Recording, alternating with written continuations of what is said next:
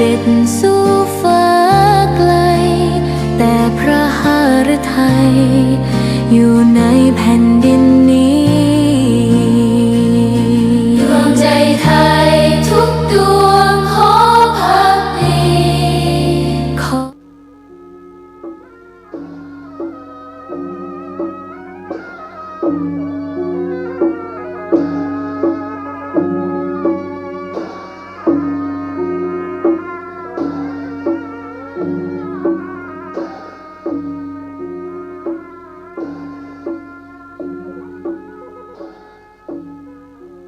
ขอความเจริญในธรรมและความผาสุกทางใจจงได้บังเกิดมีกับท่านสาธุชนผู้เจริญในศีลผู้เจริญในธรรมทุกท่านร้องพร้อมกันนี้ขอยกมือ10 นิ้วกราบอาราธนาเอาคุณพระแก้วเจ้าทั้ง3บุญศีลบุญทานที่ท่านผู้เปิดวิทยุรับฟังรายการนี้ได้กระทำปั้มเป่งมาในอดีตและกำลังจะทำเวลานี้เสื้อวัดเสื้อวาเสื้อบ้านเสื้อเมืองพระสยามเทวาธิราชสิ่งศักดิ์สิทธิ์ทั้งหลายอันมีพระธาตุเจ้าดอยสุเทพพระเจ้าธาตุหริพุนชัยพระธาตุเจ้าลำปางหลวงพระธาตุเจ้าจ้อแฮพระธาตุเจ้าแจ้แห้งพระธาตุเจ้าดอยตุงพระเจ้าตนหลวงพระธาตุเจ้าดอยกองมูจังหวัดเชียงรายจังหวัดแม่ฮ่องสอนตลอดถึงบารมีของครูบาเจ้าศรีวิจัยนักบุญแห่งล้านนาไทยเป็นต้นขอยกมือ10 นิ้วกราบอาราธนาและเชิญชวนได้มาปกปักรักษาท่านผู้เจริญในศีลในธรรมเปิดวิทยุรับฟังวันนี้ทุกท่าน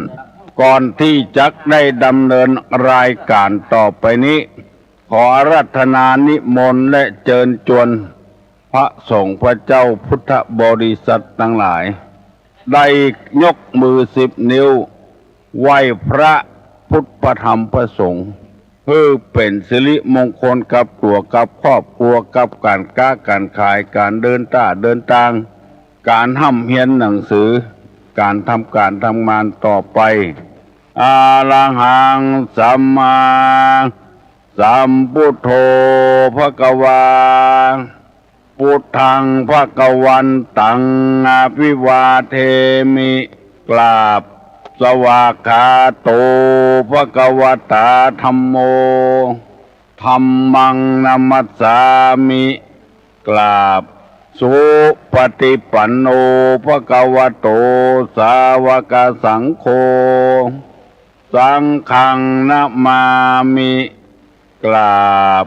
หันทะมยังพุทธัสสะภควโตบุพภาคณมะกะลังกะโลมะเสนะโมตัสสะภะคะวะโตอะระหะโตสัมมาสัมพุทธัสสะนะโมตัสสะภะคะวะโตอะระหะโตสัมมาสัมพุทธัสสะนะโมตัสสะภะคะวะโตอะระหะโตสัมมา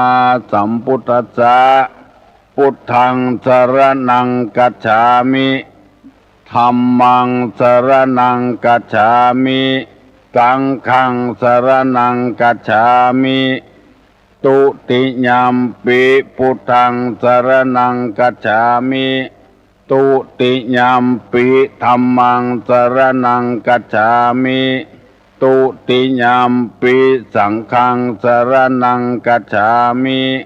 ตติยัมปิพุทธังสรณังกัจฉามิตติยัมปิธัมมังสรณังกัจฉามิตติยัมปิสังฆังสรณังกัจฉามิอิติปิโสภะคะวะอะระหังสัมมาสัมพุทโธ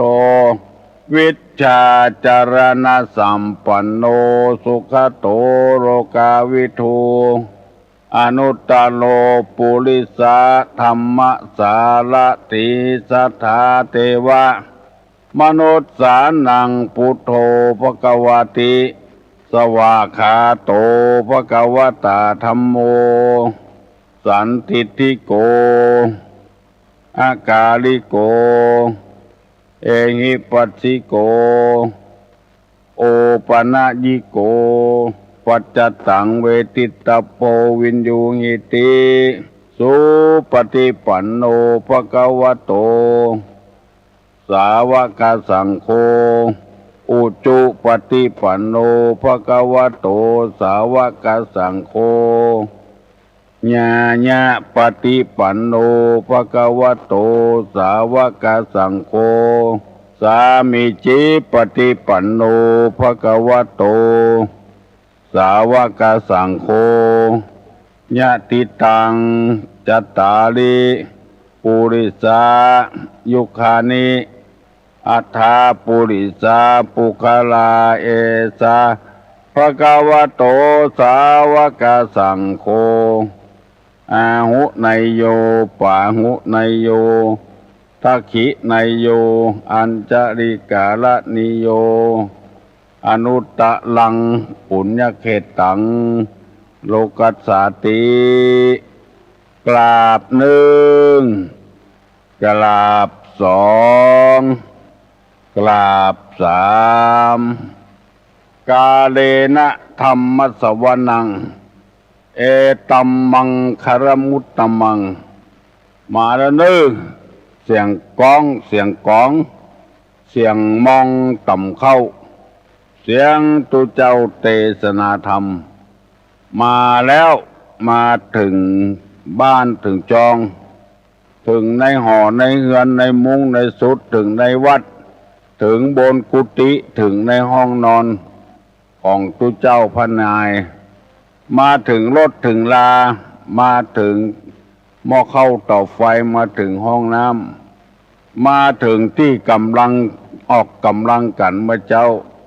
มาถึงกุฏิกุฏางที่ท่านผู้ฟังขณะนี้เปิดวิทยุรับฟังอยู่ธรรมะมาถึงกุฏิกุฏางอยู่กุฏิกุฏางเพื่อจะได้ช่วยกันเอาธรรมะไปใจให้หนักๆเพื่อครอบครัวเพื่อสังคมเพื่อองค์กรต่างๆจะได้มีความสุขขึ้นแถมแล้ว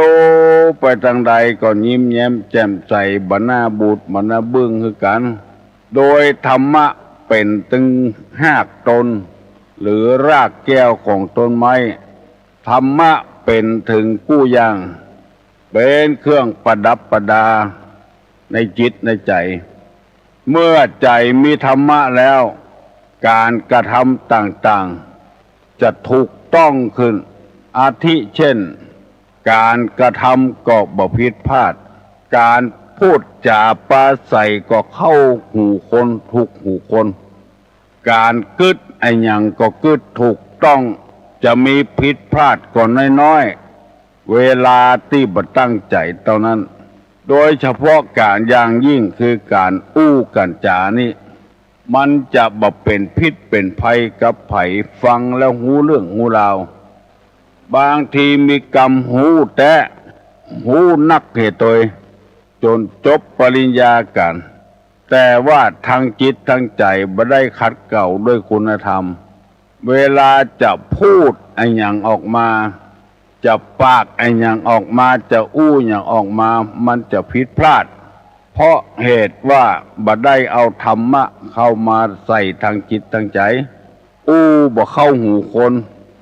ปากเหมือนกับกินพริกกินเกลือมาบ่เดียวอู้บ่ม่วนพ่อกาแม่ขายก็เช่นเดียวกัน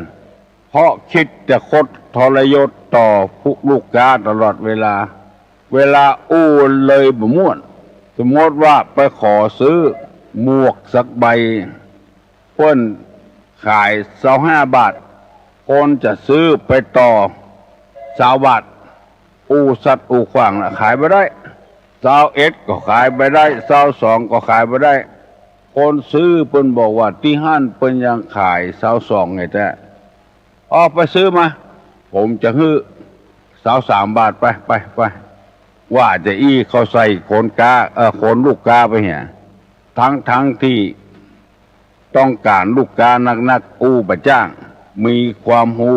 โดนหลายเตื้อละตู้ลุงเคยไปซื้อของมาใจเฮาใครเลือกเนาะเอามาฮื้อเฮาอันเดียว เอาถามมีทำอยู่นี่คุณจะเอากี่สิบผมจะเอามาให้เดี๋ยวนี้ โอ้หนีบุ่นวุ่นละบ่เอาแล้วสำว่าเสียอื้อเฮาจะได้เลือกแถมพ่องว่ามันมีหลายอันกาจะได้เลือกเอาถามว่ามีอยู่กันนี่จะเอากี่สิบไปถามจะอ่านหรือเฮาเอาหน้าจ่างเงาออกจากร้านมาเหี่ยจำได้ตลอดประเดียวบางคนว่าซับน้ำมึกใส่ขาไว้โหตึกเก่งตึกขายของเก่งตึกแต่ปากประม่วนเพราะบ่ได้เอาธรรมะมาใส่ใจธรรมะเป็นเรื่องทางใจทำอย่างก็ผิดพลาดบ่ถูกบ่ลงเพราะขาดคุณธรรมทั้งนั้นทางสถานมีวิทยุท้องถิ่นขึ้นของพระพุทธศาสนาและศีลธรรมก็จะพยายามเอาธรรมะมาใส่ในหัวอกหัวใจพุทธบริษัทมากเพื่อเราจะได้อยู่กันฉันปี้ฉันน้องมีไอ้ยังแบ่งปันกันกินกันใจอู้กันล่งส่งกันปอแล้วมันม่วนมันมีความสุขการใจกำอู้กำจ่านี่จัดสำคัญคนถ้ามีคุณธรรมในใจแล้วอู้ม่วนจะยกตัวอย่างให้ฟัง2 คนพ่อลูกกินข้าวด้วยกันแล้วลูกมันไปคบใส่หัดคำว่าหัดนี่เป็นกรรมตั้งเหนือของเฮาคือไปคบใส่บหินใส่ทรายลูกมันให้ว่าด่าเข้าตัว กินเปิ้นมาตั้งแต่น้อยถึงปนใหญ่กันเนี่ยไปโดนใส่หัดเม็ดเดียวบดายด่าเข้าป้อกับประกอบด้วยคุณธรรมปอบอกปอบใจโอ้ลูกก็กินมาเมินแล้วลูกมันไปคบใส่พ่องไปเป็นหยังเนี่ยปีหน้านะเฮาปากันไปปลูกเข้าบนป่ายไม้พุ่นเนาะมันจะบ่ได้บ่มีหัดป่ายไม้บ่มีหัดบ่มีขี้ทรายลูกมันดักทันทีมีความสำนึกได้ว่าเอาเข้าไปปลูกป่ายไม้จะไม่ได้กินจะได้น้ำก็บ่มีดินก็บ่มีเข้านี่เปิ้นจึงปลูกกับดินลงปลูกกับต้งกับนามีน้ำตัวดินตัวเอาใส่ปุ๋ยได้ตัวก็เลยดักบ่ให้ล่ะเกิดหาเหตุผลเสียพ่อมันจวนลูกมันไปปลูกเข้าบนป่ายไม้ความสำนึกก็เกิดขึ้นกับลูกว่าธรรมดาเข้ามันปลูกลงดินแล้วมันก็ย่อมจะเป็นหัดเป็นทรายพ่องเป็นธรรมดาอนุโลมกันไปอันนี้หันได้ชัดเจนนั่นก็คือคุณธรรมมีคุณธรรมประจำจิตประจำใจจ้างอู้ถ้าป้อไปจ้างอู้ให้ตาบอดโอ้ขี้มาใส่ก่อนไปเดือดไม่หยังเข้ามันอยู่ในดินมันก็เป็นพ่องกะบ่ใครครบสหัสก็กินใส่ก่อนกะอาจจะว่าอย่างอี้ก็ได้เพราะปราศจากศีลปราศจากธรรมบ่มีคุณธรรมไม่ได้อันนี้ใจในการอู้การจ๋าบ่ฟังบ่ฮีบจังกล้วยอู้ไปอันนี้แถมข้อหนึ่งภายเคยสังเกตพ่องตุลงนี่ชอบฟังเพิ่นอู้ในวิทยุโอ้บางกรรมจัดดีจัดม่วนอู้วยลำไปอันยังเป็นอันยังเลยบ่ฮู้เรื่องสักกรรมเรื่องเขาก็ไข้หัวตัวอันน่ะเพิ่นไข้หัวเขาไข้หัวตัวเพิ่นบ่ฮู้ว่าอันยังเป็นอันยังอู้เร็วลำไปแล้วตู้เจ้า2 ตนคน2 คนอู้ในวิทยุลู่กันอู้บ่เปลี่ยนให้กันอู้บ่ฮื้อกันได้อู้ตัวพ่อง อันนี้ก็จะว่าไปว่ามานี่ขาดคุณธรรมเหมือนกันนะให้อู้เหี่ยคนเดียวอู้ที่จะอู้แมนอะไรอย่างออกมาอู้เอาคนเดียวอู้เอาคนเดียวโอ้อันนี้ก็ขอฝากไว้เนอะ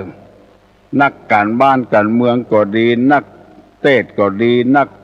เผยแพร่ธรรมะคำสั่งสอนก็ดีถ้าเตื้อกรรมจะดีเพราะทุเจ้ามีความหูแต่จบปริญญาตรีปริญญาโทกันเอามาสนทนาปราศัยกันในวิทยุอู้เหี่ยคนเดียวบ่ปล่อยให้คนอื่นอู้พ่องอันนี้เรียกว่าขาดคุณธรรมนะคือบ่เก่งอกบ่เก่งใจไผบ่หานอกบ่หานใจบ่ไว้ตาไผพ่องเฮ้อเปิ้นอู้พ่องบ่ได้อู้พออ้าปากกันมามันอู้ไปเห็นหมดบ่ไว้ตาไผเฮ้อตากันพ่องโอ้มีแถมนักนะเรื่องอู้เรื่องจานะกรรมบักเก่าเปิ้นว่าอู้เฮ้อเปิ้นฮักยากนักจักหวังอู้เฮ้อเปิ้นจังกำเดียวก็ได้คนต่างจังหวัดนี้ติ้งมาออกอากาศโอ้ฟังแล้วบ่เข้าใจอู้เหลวอู้ในวิทยุเดือนนี้นะเป็นเดือนนี้นะคือป้ากันทำบุญตักบาตรนะเดี๋ยวจีบบ่ทบประทับบ่ทบยากเลยจีใส่คนเท่าคนเท่าสะดุ้งสะเดนเพิ่นไปเอี่ยวการเอี่ยวงานป๊บบ่ม่วนบ่งานข้อว่าเวยลงไปก่อนอย่างกำยองนี่น่าฟังเนอะขอเชิญโจรพี่น้องทั้งหลายถึงเวลาแล้วโคบปีมีมือถึงเดินหนีมาก็เชิญจวนพี่น้องศรัทธาผู้เฒ่าผู้แก่ไปวัดไปว่าไปคัดราชวัดแปลงซุ้มแปลงประตูตอนรับพญาเวสสันตระตอนที่เขาบ้านเขาเมืองฟังแล้วม่วนอกม่วนใจเนอะฟังแล้วม่วนอกม่วนใจสบายใจดีฝนหาแก้วเจ็ดประการลงมาตกถมฐานถ่ำท่วมเต็มในคุ้มราชวัดปอสะปัดเปงแอวตกเป็นแถวตุกสลอกตั้งวันตกวันออกเจโจรฟังไปง่อมไปไปทางละปูนนี่พี่น้องยองบางคนจีน ในโทรศัพท์มาหาตุลุงเค้น2 เตื้อ 3 เตื้อถึงหูว่าจะไปหาตุลุงนะตุลุงอยู่ไหมว่าจะไปทำบุญไปทางสังฆทานตุลุงอยู่ไหมอยู่วังไหนก็บอกให้อ้วเลยอ้วจะไปหาตุลุงอันนี้ต้องบวยแก่แต่เหมาะวิธีนี่นะถ้าคนมีคุณธรรมนี่เปิ้นจะจ้าขอโทษเถอะเปิ้นว่าจ้าอย่างหมาเกี้ยวน้ำน่ะหย่อมแล้วเข้าใจดีนี่กำเมืองเนี่ยจัดดีออกไปว่าบวยเหี่ยสถาบุหูเรื่องอาจจะในวันนี้หากเป็นวันดีทิฏฐิอันวิเศษเหตุว่าเป็นนักขัตฤกษ์แกล้วกล้าใส่ส่องฟ้าเพิงปอบ่มีสั่งมารอสุนผ่าในห้องฟ้าจักรวาลบ่มีการมัวมืดท้องฟ้าเปิดใสงามใจเนี่ยตามติดสืบติดถีเลือกวันเมงลัคนาเล็งราศีเป็นอันถูกอันมั่นเป็นวันแก้วแก่นสมควรดาวนักขัตฤกษ์จดเจือกันขั้นวางอยู่ในตั้มกลางหมู่ดาวโลหินีเป็นวันสลีอันผ่าเสริฐล้ำเลิศยิ่งกว่าวันทั้งหลายคนจะตาลคนจะเอาปอนมันม่วนใจมันเป็นวันดีหมดอันนี้ไปว่าฝั่งแล้วไปอปีนิโยมาสันโตสัพพะกรสันโตมาเถวัตวันตรัญโยสุขีที่กานิโกเปิ้นว่าภาวะอภิวาว่าโวยลำภาวะอหิวาเอาโลกอหิวาไปใส่เปิ้นภาวะอหิวาว่าจ้าบัดฟังได้ยินชัดถ้อยชัดคำอันนี้นำมาเสนอบ่ได้เนอะบ่ได้สั่งไผสอนไผ เทศธรรมก็เหมือนกันถ้าเอาเทศเป็นน้ำเป็นตัวฟังแล้วมันเข้าใจธรรมอะไรโพธนี่สารากะลินี่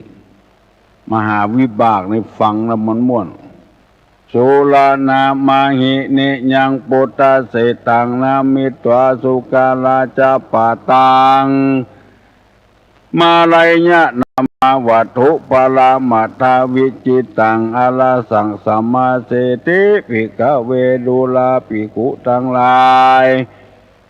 กถาปันตนาอันนี้อาจารย์เจ้าตนแป้งกัมปีมาลายอันนี้หากตั้งไว้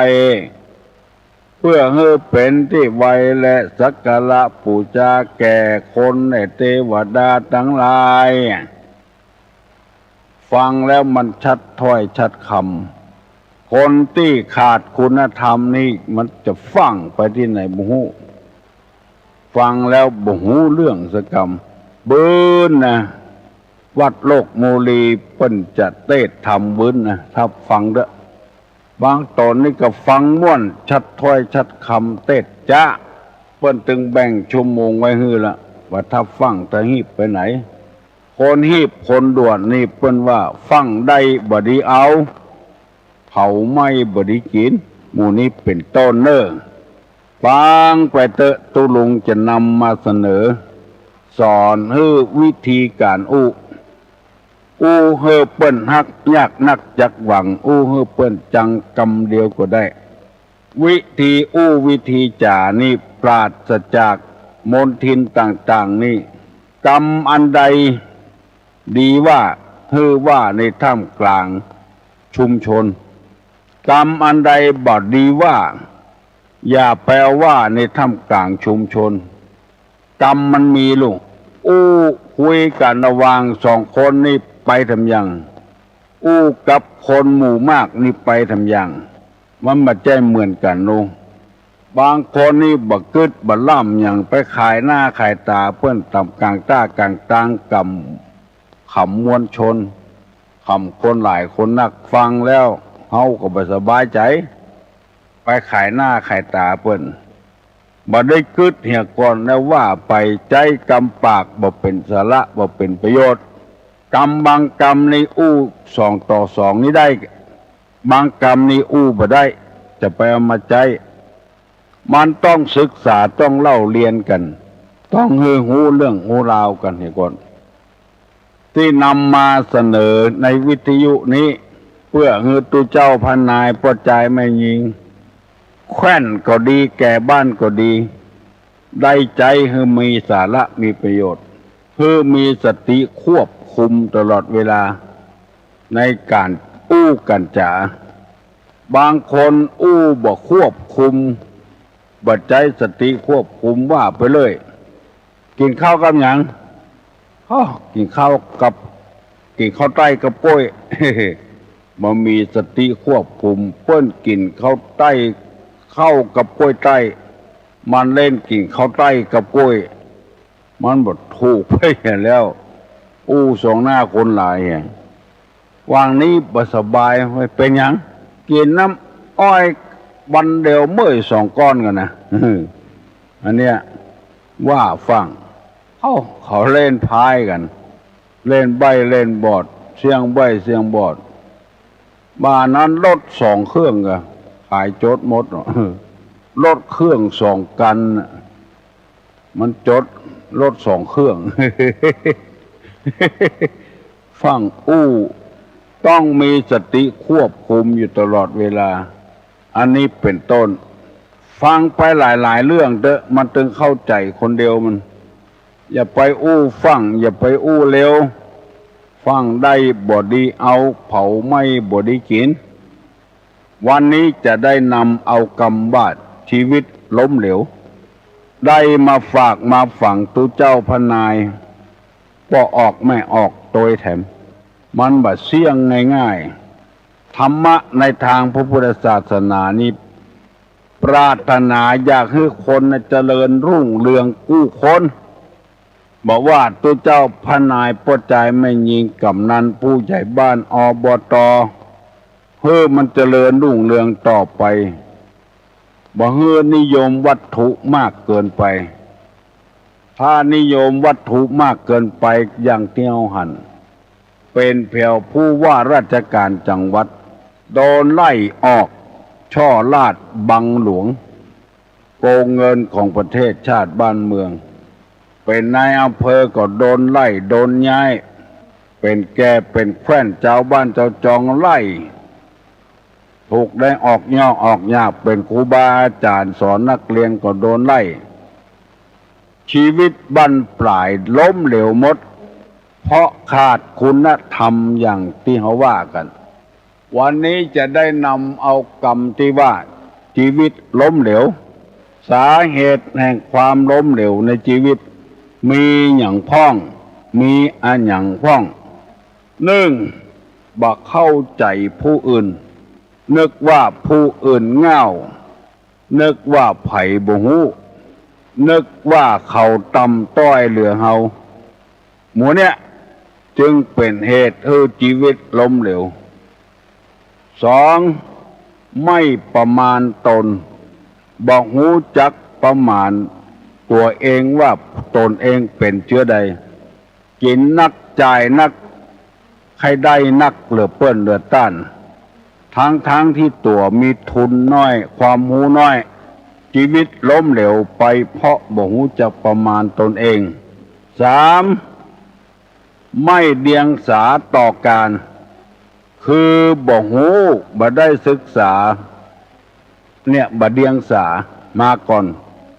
เข้าไปหาเจ้าหานายเข้าอย่างใดมันจะถูกเข้าอย่างใดมันบ่ถูกบ่เดียงสาต่อการกระทำนั้นอาทิเช่นคนจีนไปนิมนต์ตุเจ้าอ้วมาเชิงลือไปกินข้าวบางอ้วนะอีก2 วังนะลือไปกินข้าวบางอ้วให้เงินด้วยไปนิมนต์ตุเจ้าเจิญไปกินข้าวบ้านอ้วนิมนต์ตุเจ้าออกมาหันเน้นนั่งอยู่หัวคันไดเอามือยุบหัวเน้นแถมไอ้ตีวังพรุ่งนี้นะลือไปกินข้าวบางอ้วนะเจ้าข้าวบางอ้วไปกับเตี่ยลือนะเฮ้ว่าตุเจ้าเป็นป้อเน้นแถมเหลวไปตั้งกลางควงไม่ชีกวาดขี้หญ้าอยู่ไปกับลือกับเตี่ยไปนะอามาตลือไม่ต้องเอาไปนะเอาแม่ชีเป็นแม่เน้นแถมอาม่าเริ่มไม่ต้องเอาไปนะอันเนี้ยบัดเดียงสาต่อการหมู่เรื่อง3 4ไม่สำนึกผิดชอบบารับผิดบารับชอบอย่างสักอย่างพอมันผิดไปเอาโยนให้คนอื่นหมดเตื้ออู้ผิดแต่เฮาว่าผิดบ่ใช่นะบ่ใช่นะแก้ตัวอยู่หั่นแล้วมันถึงผิดเต็มประตูอยู่หั่นละบ่ใช่นะบ่ใช่นะมีสุภาษิตบทหนึ่งว่าคนดีนี่แก้ไขคนจันไรนี่แก้ตัวติ้วครัวพอจะถึงบ้านละลูดมือไปเหี่ยว่าก็บ่ได้บ่ใช่นะยังบ่ใช่เตื้อเนี่ยบ่สำนึกผิดชอบผิดนี่บ่เอาอันถูกนี่เอาเป็นของมันหมดแล้วข้อที่5ว่าโลภโมโทสันอันนี้ก็ให้ระวังอนาคตจะล้มเหลวชีวิตจะล้มเหลวโลภโมโทสันเนี่ยนึกว่าไผบ่ฮู้เพิ่นฮู้กันหมดปากบ่ได้น้อยหูน้อยหันน้อยปากบ่ได้จะเอาได้แค่คนเดียวดีคนเดียวกินเนี่ยคนเดียวข้อที่6เย่อหยิ่งยะโสเหมือนกับอึ่งยะโสไปที่อื่นปิกมาหาลูกมันบอกคือแม่มันว่าตะกี้มีสัตว์ประหลาดมาหาเฮานี่ตัวใหญ่มอกไรใหญ่เบ่งต้องให้ลูกพอมันใหญ่มอกแม่นี่กะใหญ่เลยนั้นก่อนเบ่งแถมใหญ่เลยนั้นอยู่เบ่งเข้าต้องแตกตายไปเหี้ย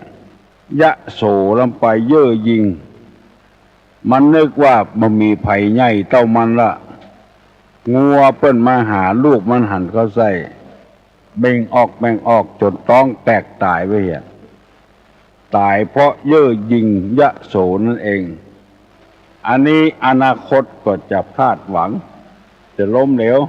ข้อที่7ว่าโป้ปลดมดเท็จโป้ปลดมดเท็จของน้อยเอาเป็นของใหญ่ของบดีเอามาเป็นของดีเอามาก้าเอามาขายมาประกาศโฆษณาอันนี้เป็นข้อที่7ข้อที่8คบค้าเสเพนไปคบกับคนบดีพ่อก็ว่าบดีแม่ก็ว่าบดีโคตรอิจฉาตาร้อนพ่องบัดตันสมัยพ่องลูกแม่ยิงปลาปอดจายมาเอี่ยวบ้านโอ้นักแก่เนอะยิ่งบะเดียวซ้ำหายเนี้ยไปเลยพ่อบอกกลัวขายหน้าขายตากลัวเสียศักดิ์ศรีของพ่อของแม่ถ้าลูกปวดใจนี่ปลาไม่ยิงมาเอี่ยวนี่พอจะอู้ได้ปลาเพื่อนมาหันรักหันฐานหันบ้านหันจองอนาคตไปหน้าจะแต่งงานกับกันอันลูกไม่ยิงนี่ปลาปวดใจมาเอี่ยวบ้านเอามานอนบ้านโดยแทนโอ้ปิ้นไปเห็นแล้วอันนี้อนาคตแล้วก็ท่านอาจารย์นายเจ็บสีเฮาอาจารย์สมรักเฮาเป็นนักเรียนนี่สังฆนาพิธีกรคนนี้ คนดีๆจะแล้วว่าเพื่อนจะไปเอา ผู้เล่นนะครับของนคร